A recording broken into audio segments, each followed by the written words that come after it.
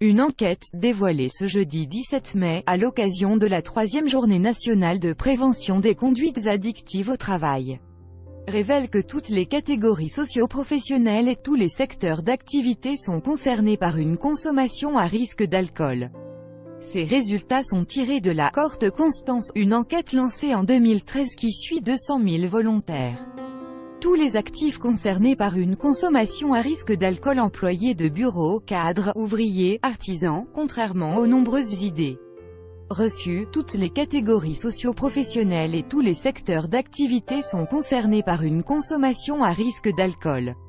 En effet, une étude présentée jeudi 17 mai, dans le cadre de la 3e journée nationale de prévention des conduites addictives au travail, le démontre. Ces données proviennent de la cohorte Constance, une vaste enquête de santé publique française lancée en 2013 et qui suit, au total, 200 000 volontaires, financés par la mission interministérielle de lutte contre les drogues et les conduites addictives, 1000DK1. L'alcool au travail, copyright MAEADV. Selon les chiffres qui ont été révélés, 5 millions de Français ont une consommation à risque et 2 millions sont dans une dépendance vis-à-vis de l'alcool. Et l'on comprend pourquoi. En effet, culturellement, l'alcool a bonne réputation dans l'Hexagone. Malheureusement, le monde du travail n'échappe pas à cette vision positive. Renoncer à l'alcool surprend, mais se sevrer de nicotine est encouragé. Pourtant, selon l'Institut national de prévention et d'éducation pour la santé, INPES, l'alcool serait responsable d'environ 49 000 morts par an et 10% des Français auraient un usage problématique de l'alcool. 2. Chez les femmes, ce sont les cadres qui ont une consommation à risque. Toutes les catégories présentent donc des taux élevés de consommation à risque d'alcool. Ces risques concernent aussi bien la santé physique que la santé psychique. Ils peuvent avoir un impact sur la vie personnelle.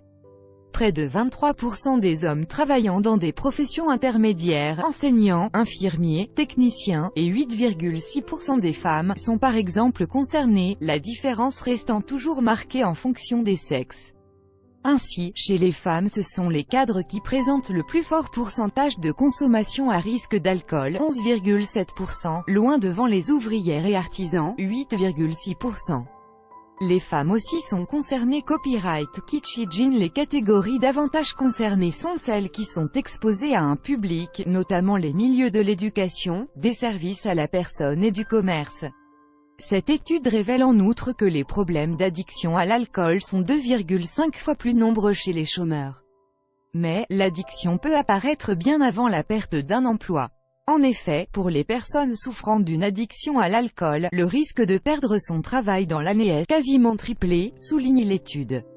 Au final, pour Philippe Battel, addictologue, ces chiffres montrent l'impact du « stress professionnel » sur la consommation d'alcool des personnes étudiées.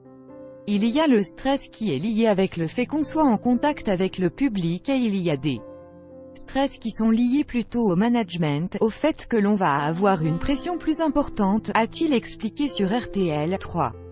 À lire aussi, huiles essentielles contre la gueule de bois. Pour vous c'est un clic, pour nous c'est beaucoup. Consoglobe vous recommande aussi